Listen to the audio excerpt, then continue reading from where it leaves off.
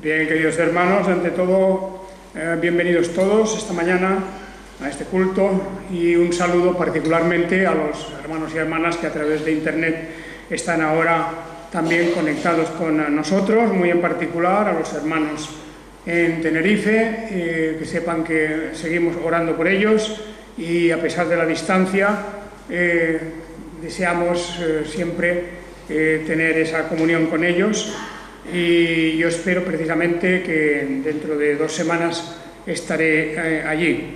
Entonces será al revés, será desde allí, transmitiremos por internet el culto aquí a Barcelona. Además de ellos, a otras muchas personas que nos escriben desde diversos lugares, dando gracias pues, por el ministerio de la palabra y por esa comunión que a través de las ondas pues llegamos a realizar unos con otros. Muy bien, pues vamos a continuar hablando del libro de los Hechos de los Apóstoles, de estos orígenes del cristianismo, y repito que no es el origen de la Iglesia en sí misma, sino que es el origen de una nueva etapa, una nueva, como a veces se llama, dispensación o administración de lo que es la historia del pueblo de Dios. Es una historia que realmente, desde un punto de vista organizativo, comienza en Abraham. En Abraham ya vemos la constitución de un pueblo, vemos allí un pacto que se realiza con Abraham y con sus descendientes. Vemos en Abraham pues toda una serie de mandamientos y de promesas, y ciertamente que, como vemos ahora mismo, hemos leído hace un instante, cuando el apóstol Pedro, ya ha pasado aquel día de Pentecostés, etc., se produce la curación de un hombre que estaba sentado junto a la puerta del templo. Pues en aquel momento también el apóstol habla a la multitud y les dice que ellos también son hijos de Abraham. Efectivamente, aquí tenemos pues todo un pasaje clave muy importante en este discurso del apóstol Pedro, porque los hechos que acaban de suceder y que él relata aquí, la muerte de Jesús, su resurrección, etc., la promesa de su segunda venida, todo eso está conectado, relacionado de una manera muy directa con el Dios de Abraham, de Isaac, de Jacob, el Dios de nuestros padres, como dice aquí, y también luego con todos los profetas.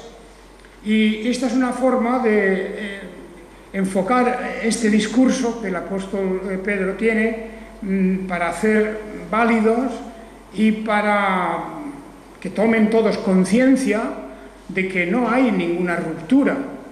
Lo que ha pasado es el cumplimiento de una profecía después de la resurrección de Jesús, después de ese derramamiento en abundancia de los poderes del Espíritu Santo sobre el pueblo de Dios y sobre ciertas personas en particular, y esto es algo que ya estaba previsto, anunciado, y se ha cumplido.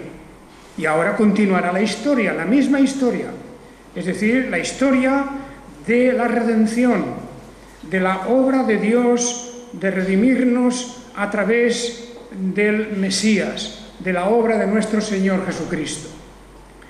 De manera que este pasaje en concreto que hemos leído hace un momento es muy importante para darnos cuenta de la continuidad de los planes de Dios.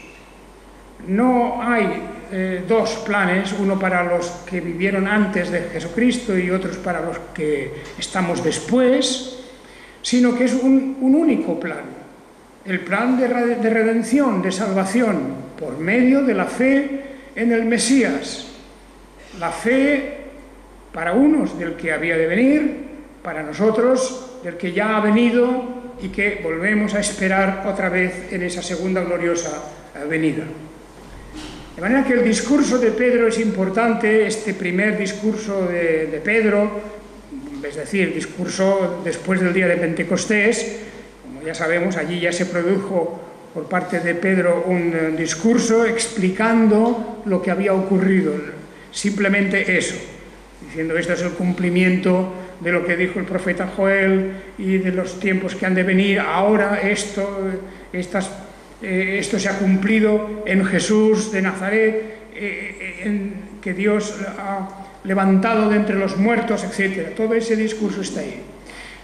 Y cuando unos días más tarde se produce este incidente, que Pedro y Juan van al templo de Jerusalén, al templo del judaísmo. No lo olvidemos que en estos primeros momentos la Iglesia cristiana es simplemente una variante del judaísmo. Es una variante. Para ellos no tenían ninguna clase de dificultad ni de problema el ir al templo. Era el único lugar donde podían ir. No habían templos cristianos en ese momento, en los primeros meses de la vida de la Iglesia cristiana, de la Iglesia propiamente que cree en Jesucristo. Pues, por lo tanto, en este momento se produce, como sabemos, aquel hecho portentoso. Pedro y Juan han sanado a un hombre impedido, un hombre que no podía andar, que tenía que ser llevado diariamente desde su casa, lo llevaban entre varios a la puerta del templo, una puerta llamada la Hermosa, y allí él solicitaba, pedía las limosnas.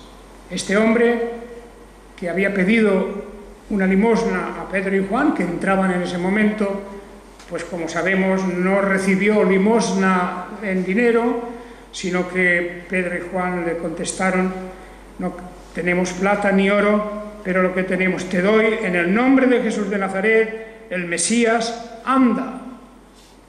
Y tomándolo de la mano derecha, dice, lo levantó e inmediatamente se fortalecieron sus pies y sus tobillos, dice, y saltando se puso en pie y anduvo y entró con ellos en el templo, andando y saltando y alabando a Dios.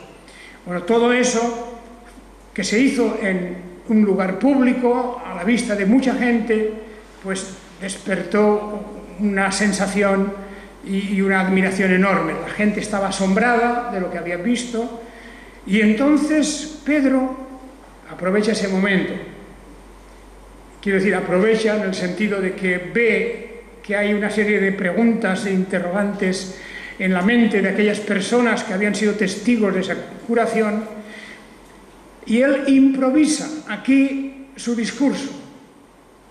Este segundo discurso, que va a ser muy parecido y que tiene algo importantísimo, y es, como digo aquí, y lo veréis en la pequeña hoja que tenéis delante, como título de este pasaje y de esta exposición, que el Antiguo Pacto, es decir, lo que es el Antiguo Testamento, si queréis llamarlo así, pero que en realidad es el Antiguo Pacto, es imprescindible para entender el Nuevo Pacto.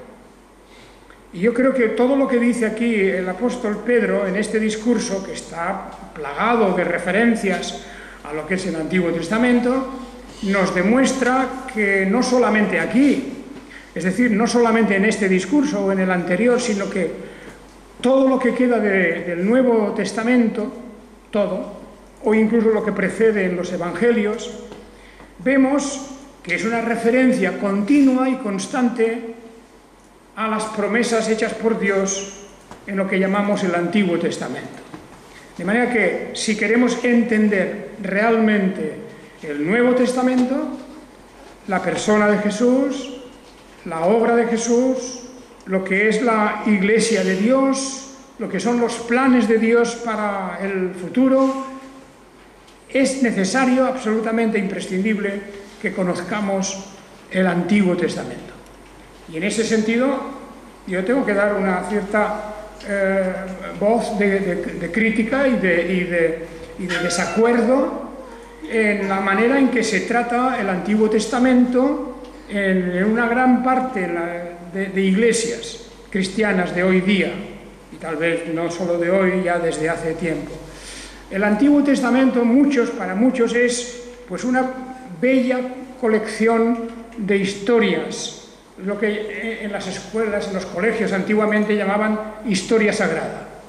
Y bueno, aprendíamos la historia sagrada. La historia sagrada pues era un poco la vida de algunos personajes y consistía pues en saber quién era Abraham.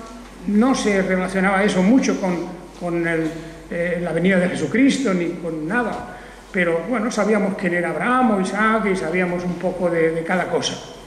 La historia sagrada, ¿verdad? Pues la historia de José, Josué, Sansón, todos esos. Y bueno, y de niños nos habíamos quedado, sobre todo los que venimos del catolicismo, nos habíamos quedado un poco con esa noción de historia sagrada, una colección de bonitas y atractivas historias. Pero eso es totalmente insuficiente. Para nosotros el Antiguo Testamento no puede ser eso. Hay toda una teología aquí, hay toda una doctrina sistematizada, casi diríamos en las partes en que se divide el Antiguo Testamento. Y para comprender el Nuevo, nosotros debemos de bucear en el Antiguo Testamento. Nuestras lecturas no solamente ha de ser la lectura de los Salmos, que es naturalmente imprescindible también, pero que en los Salmos es verdad que vamos a buscar consolación, vamos a buscar explicación a nuestras dificultades y problemas, etcétera, pero en los Salmos también hay doctrina, también hay teología, también hay algo y mucho sobre la obra del Redentor y la persona del Redentor. De manera que, digamos esto de entrada, yo me alegro de que en este gran discurso de Pedro, como ocurre en casi todos los demás luego del apóstol Pablo más tarde, también el apóstol Pablo hace lo mismo. Cuando hace un discurso, enseguida su pensamiento va a las páginas del Antiguo Testamento, lo que han dicho los profetas, lo que la ley de Dios dice, lo que significa para nosotros, ahora que ya se ha cumplido eso, y que ahora podemos entender verdaderamente cómo ese plan grandioso de Dios está desarrollándose y ya llegando al final, prácticamente en la última etapa, que es la muerte y la resurrección de nuestro Señor Jesucristo, a faltar solo de su retorno glorioso, como así está profetizado.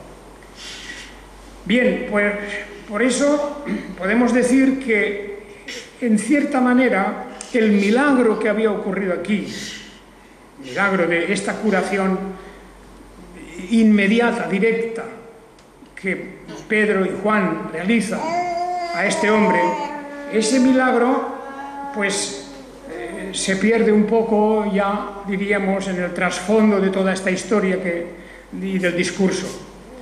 Porque siempre es así.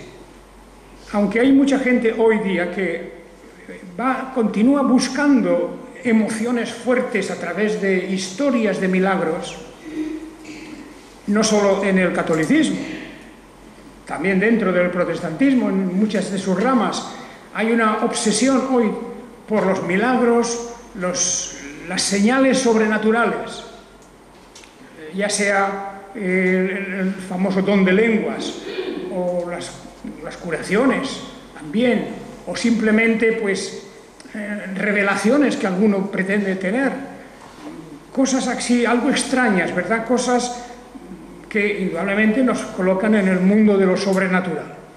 Sobre esto hay abusos, enormes abusos y engaños, digámoslo claro. La Biblia nos avisa, no lo digo yo. Satanás es el autor de numerosos milagros engañosos, milagros mentirosos.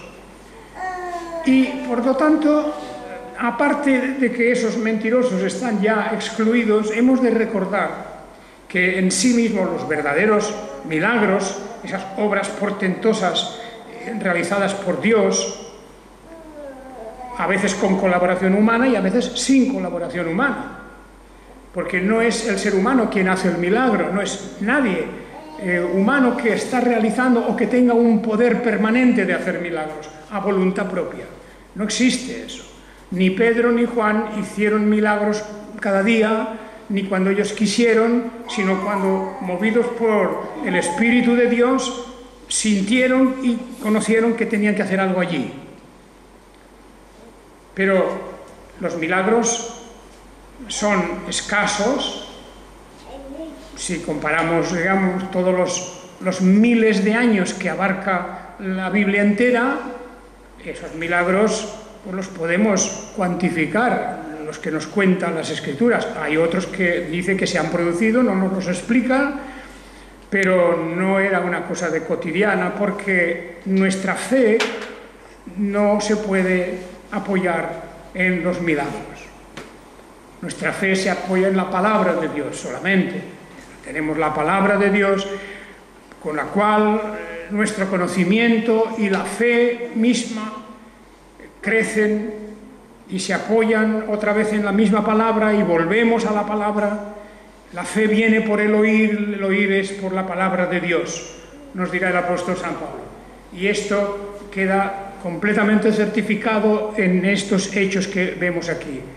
Sí, es muy grande el milagro, pero el apóstol Pedro les dice, viendo que la gente estaba maravillada, fijaos, capítulo 3, versículo 12 de este libro de Hechos, le dice: al ver esto, Pedro declaró al pueblo: varones israelitas, ¿por qué os maravilláis de esto?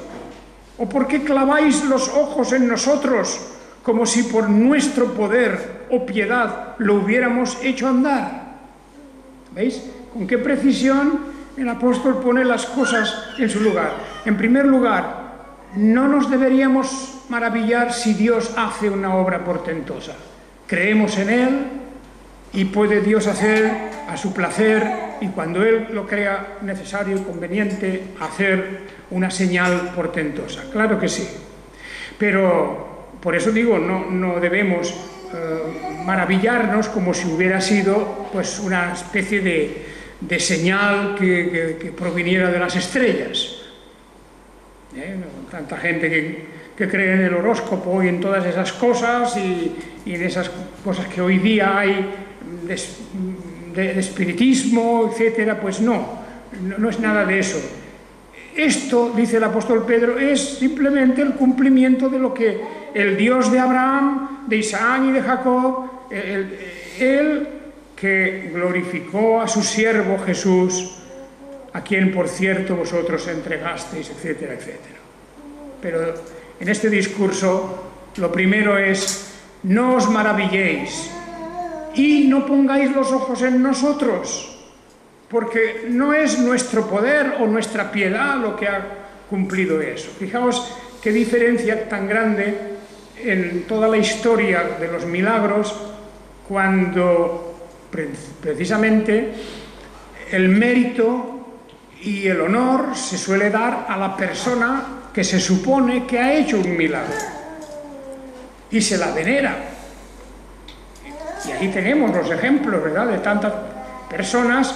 ¿Cómo es posible que el cristianismo se haya desviado tanto que en lugar de dar la gloria a Dios exclusivamente y al poder de Dios, muchos ponen la vista en los hombres, en los humanos, en las personas, mujeres, incluso hasta los niños que hacen milagros? Eso es aberrante, eso es algo que el apóstol Pedro está diciendo aquí. ¿Por qué os fijáis en nosotros como si nosotros lo hubiéramos hecho esto? No tenemos ningún mérito, ni ningún poder permanente en nosotros. Esto lo ha hecho Dios.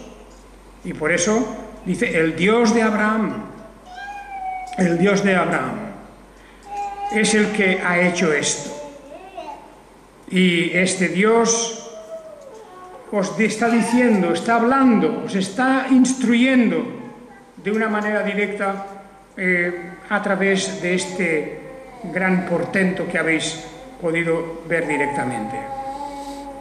Bueno, pues sigamos un poco este discurso de Pedro, porque también, además de que nos relata una historia que la lleva al Antiguo Testamento, la relaciona inmediatamente con las promesas de Dios que arrancan por lo menos desde Abraham, aunque tenemos ahí promesas que Dios hace también inmediatamente después de la caída de la primera pareja, de Adán y Eva.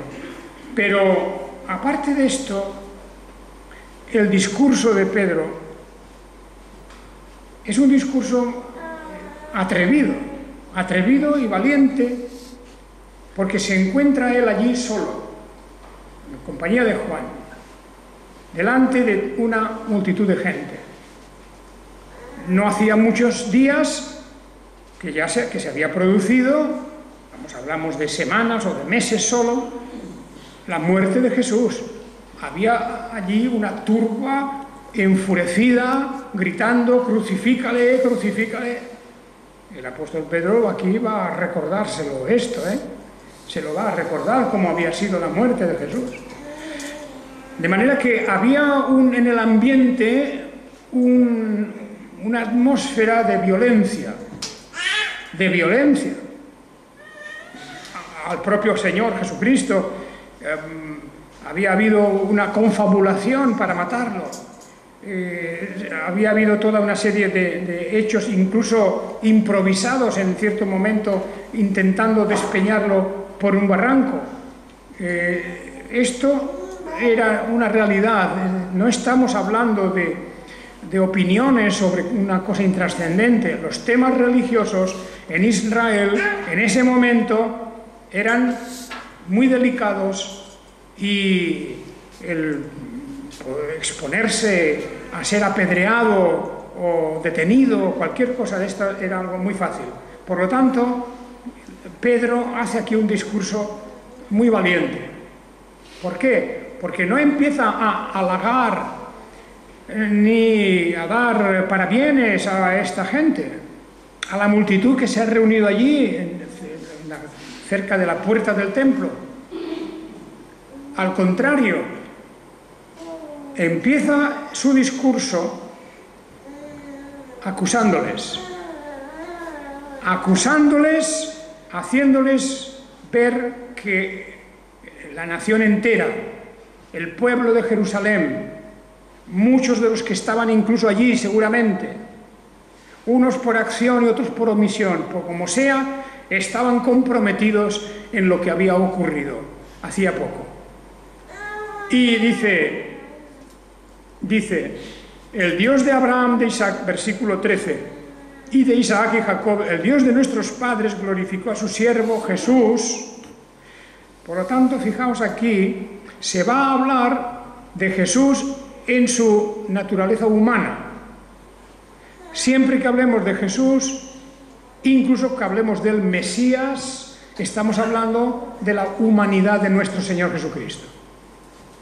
Porque el Mesías es el ungido, esto significa esa palabra, el ungido de Dios, que hecho el Verbo que se hizo carne y que habitó entre nosotros.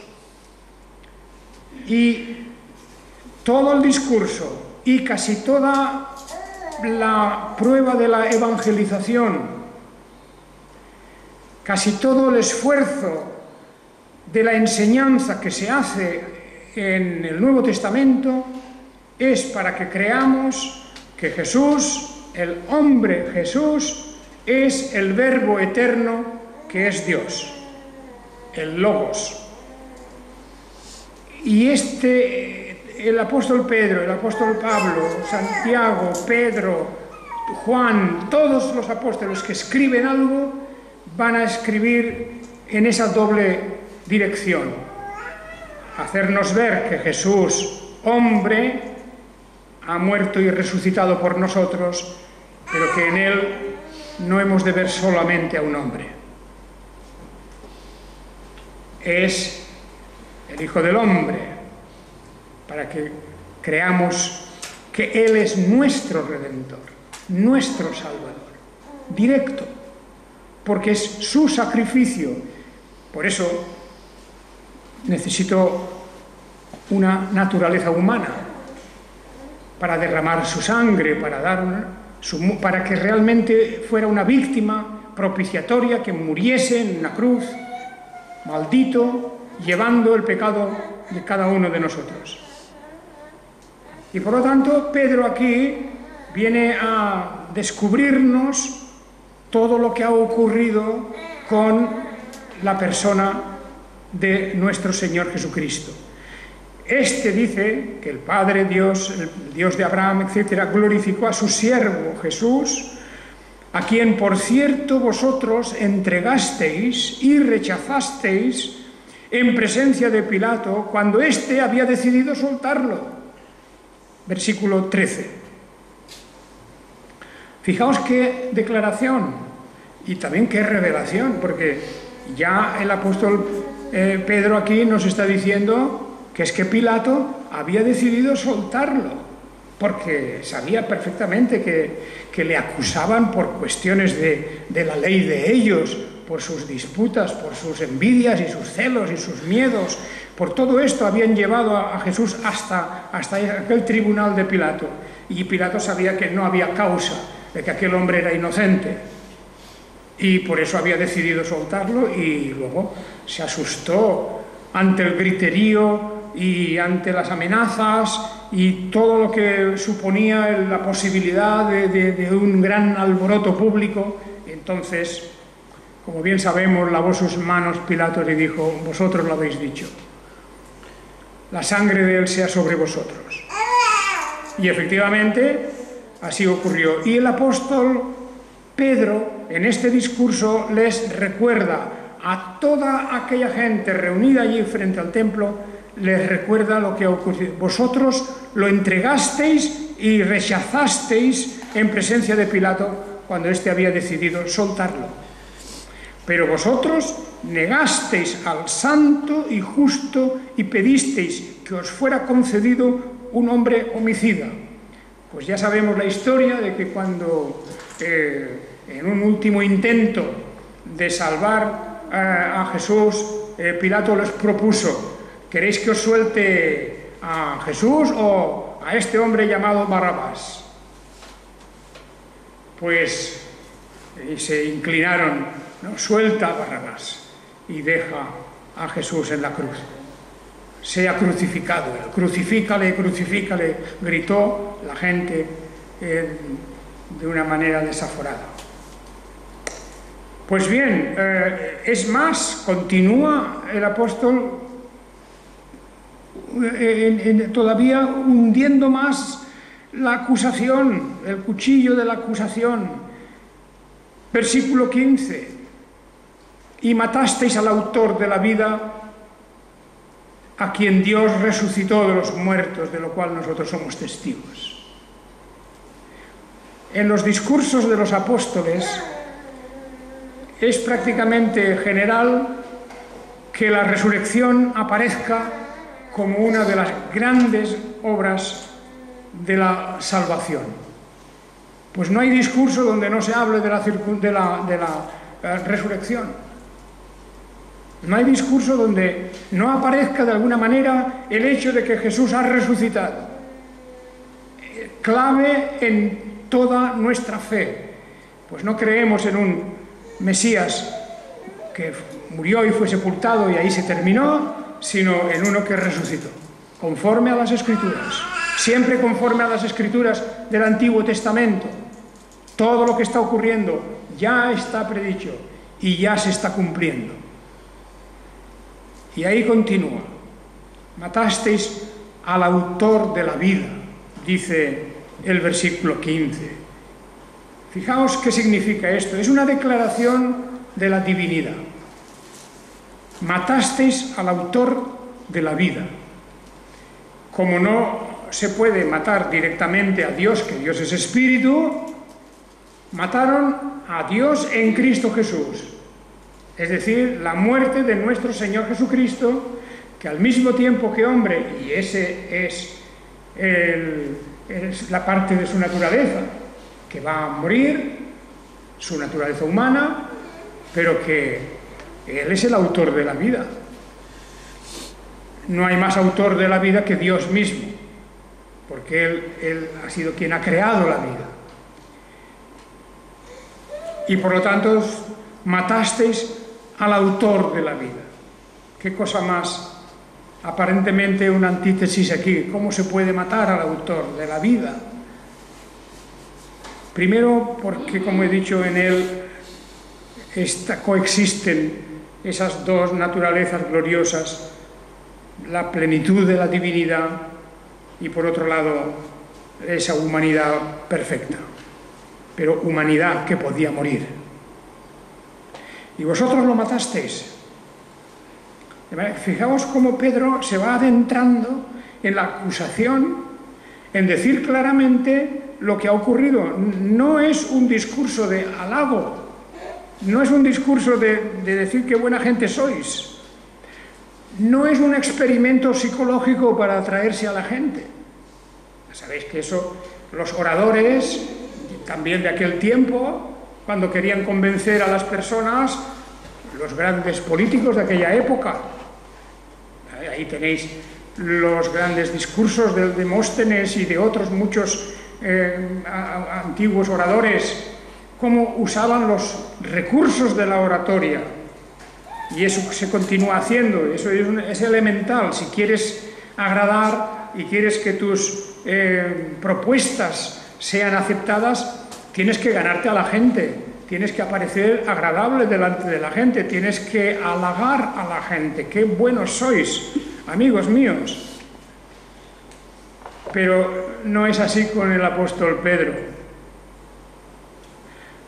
Vosotros negasteis al santo y justo, pedisteis que os fuera concedido un homicida en lugar de él, matasteis al autor de la vida.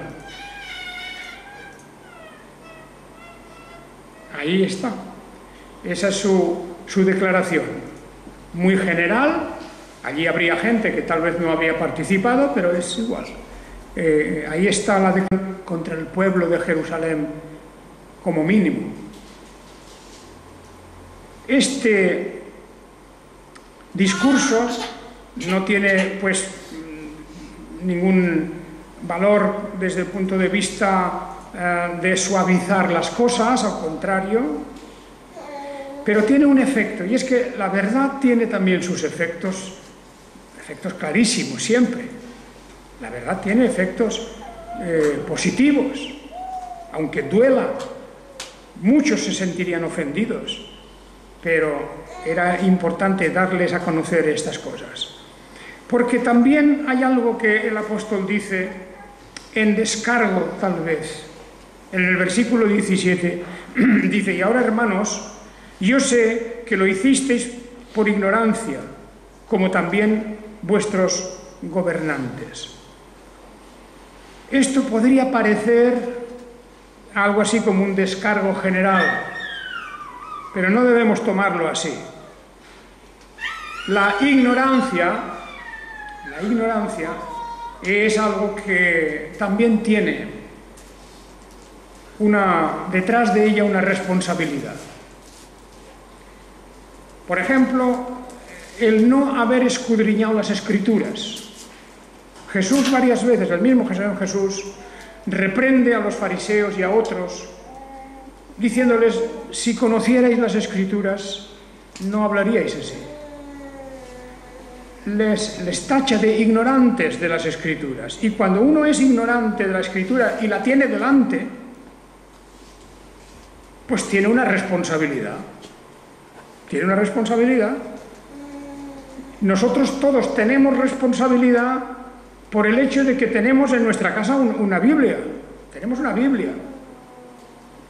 Y si no tenemos el entusiasmo y el deseo y el apetito necesario para escudriñarla, algún día podemos oír de la misma boca del Señor algo acerca de nuestra ignorancia. Pero nuestra ignorancia es una ignorancia culpable, porque podíamos no ser ignorantes.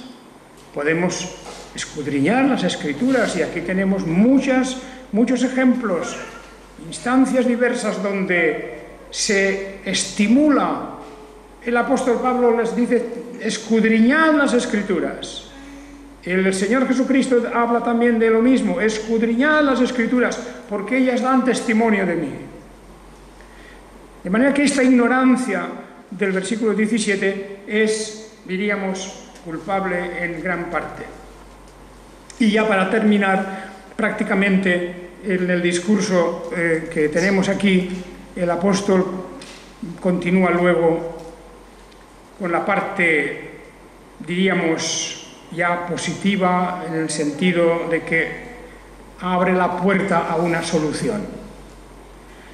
Tenéis responsabilidad porque habéis hecho esto y esto, porque aunque sea por ignorancia, nadie puede alegar ignorancia, puede decir, pues mira, yo es que no sabía esto, pero hay cosas que no se admiten, incluso el mismo cumplimiento de las leyes, no podemos decir que es que, mire usted, yo no conozco las leyes, bueno, sí, pero ha transgredido usted la ley.